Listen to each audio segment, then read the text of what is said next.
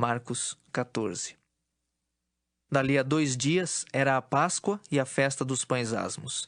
E os principais sacerdotes e os escribas procuravam como o prenderiam à traição e o matariam. Pois diziam: não durante a festa, para que não haja tumulto entre o povo. Estando ele em Betânia, reclinado à mesa em casa de Simão o leproso, veio uma mulher trazendo um vaso de alabastro com preciosíssimo perfume de nardo puro. E quebrando o alabastro, derramou o bálsamo sobre a cabeça de Jesus. Indignaram-se alguns entre si e diziam: para que este desperdício de bálsamo? Porque este perfume poderia ser vendido por mais de 300 denários e dar-se aos pobres. E murmuravam contra ela. Mas Jesus disse: deixai-a. Por que a molestais? Ela praticou boa ação para comigo. Porque os pobres sempre os tendes convosco, e quando quiserdes, podeis fazer-lhes bem, mas a mim nem sempre me tendes. Ela fez o que pôde. Antecipou-se a ungir-me para a sepultura. Em verdade vos digo, onde for pregado em todo o mundo o evangelho, será também contado o que ela fez para a memória sua. E Judas Iscariotes, um dos 12, foi ter com os principais sacerdotes para lhes entregar Jesus. Eles, ouvindo-o, alegraram-se e lhe prometeram dinheiro.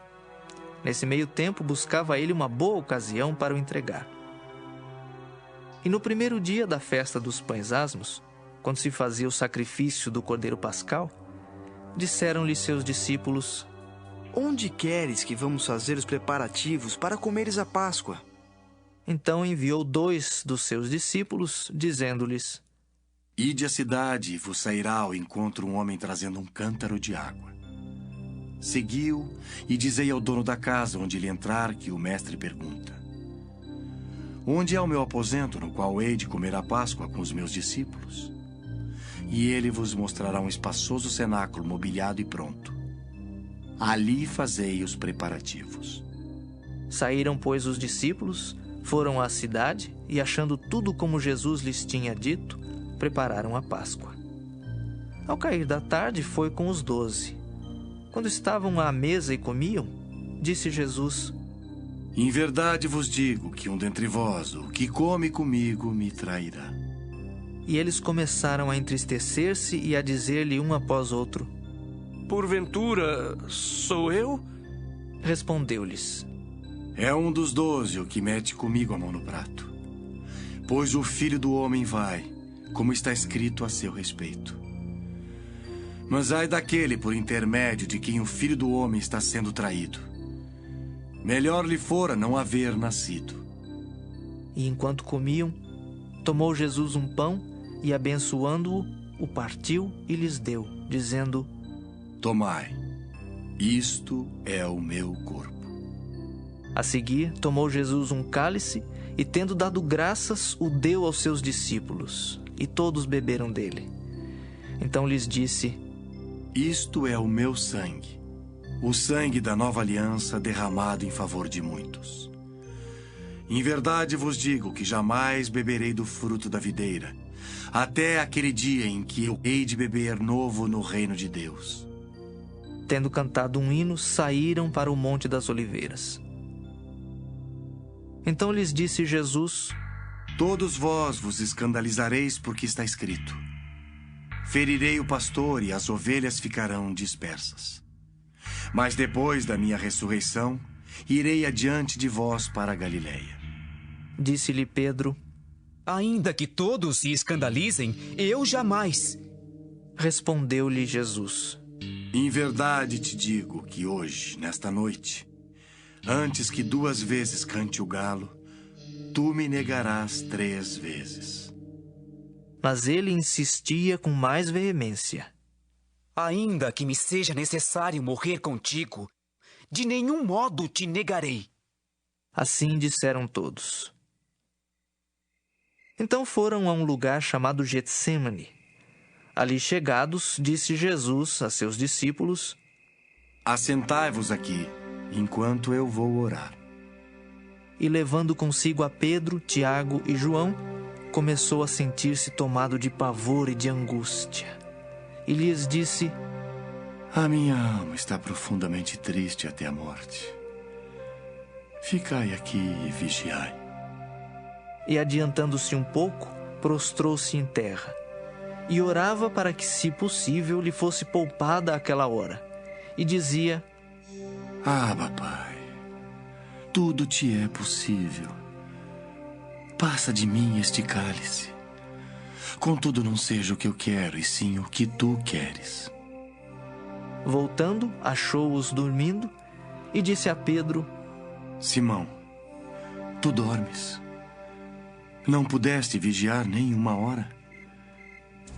Vigiai e orai para que não entreis em tentação. O espírito, na verdade, está pronto, mas a carne é fraca. Retirando-se de novo, orou, repetindo as mesmas palavras. Voltando, achou-os outra vez dormindo, porque os seus olhos estavam pesados e não sabiam o que lhe responder. E veio pela terceira vez e disse-lhes: Ainda dormis e repousais? Basta. Chegou a hora. O Filho do Homem está sendo entregue nas mãos dos pecadores. Levantai-vos, vamos. Eis que o traidor se aproxima. E logo, falava ele ainda, quando chegou Judas, um dos 12, e com ele, vinda da parte dos principais sacerdotes, escribas e anciãos, uma turba com espadas e porretes.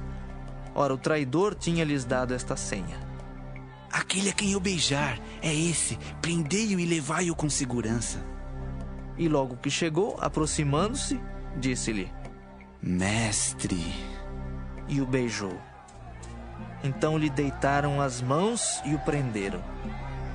Nisto, um dos circunstantes, sacando da espada, feriu o servo do sumo sacerdote e cortou-lhe a orelha. Disse-lhes Jesus: Saístes com espadas e porretes para prender-me como a um salteador. Todos os dias eu estava convosco no templo ensinando e não me prendestes. Contudo, é para que se cumpram as Escrituras. Então, deixando-o, todos fugiram. Seguia-o um jovem, coberto unicamente com um lençol, e lançaram-lhe a mão. Mas ele, largando o lençol, fugiu desnudo. E levaram Jesus ao sumo sacerdote, e reuniram-se todos os principais sacerdotes, os anciãos e os escribas.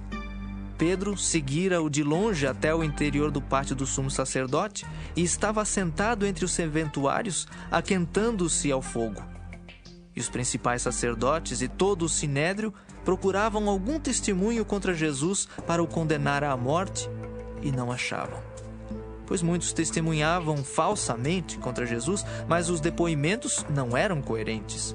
E levantando-se alguns, testificavam falsamente, dizendo: Nós o ouvimos declarar: Eu destruirei este santuário edificado por mãos humanas, e em 3 dias construirei outro, não por mãos humanas. Nem assim o testemunho deles era coerente. Levantando-se o sumo sacerdote, no meio, perguntou a Jesus: Nada respondes ao que estes depõem contra ti? Ele, porém, guardou silêncio e nada respondeu. Tornou a interrogá-lo o sumo sacerdote e lhe disse: És tu o Cristo, o Filho do Deus bendito? Jesus respondeu: Eu sou. E vereis o Filho do Homem assentado à direita do Todo-Poderoso e vindo com as nuvens do céu. Então o sumo sacerdote rasgou as suas vestes e disse: Que mais necessidade temos de testemunhas? Ouvistes a blasfêmia? Que vos parece? E todos o julgaram réu de morte. Puseram-se alguns a cuspir nele, a cobrir-lhe o rosto, a dar-lhe murros e a dizer-lhe: Profetiza! E os guardas o tomaram a bofetadas. Estando Pedro embaixo no pátio, veio uma das criadas do sumo sacerdote e, vendo a Pedro, que se aquentava, fixou-o e disse: Tu também estavas com Jesus, o Nazareno. Mas ele o negou, dizendo: Não o conheço, nem compreendo o que dizes. E saiu para o alpendre, e o galo cantou. E a criada, vendo-o, tornou a dizer aos circunstantes: Este é um deles. Mas ele outra vez o negou. E pouco depois, os que ali estavam disseram a Pedro: verdadeiramente és um deles, porque também tu és Galileu. Ele, porém, começou a praguejar e a jurar. Não conheço esse homem de quem falais. E logo cantou o galo pela segunda vez. Então Pedro se lembrou da palavra que Jesus lhe dissera: antes que 2 vezes cante o galo, tu me negarás 3 vezes. E caindo em si,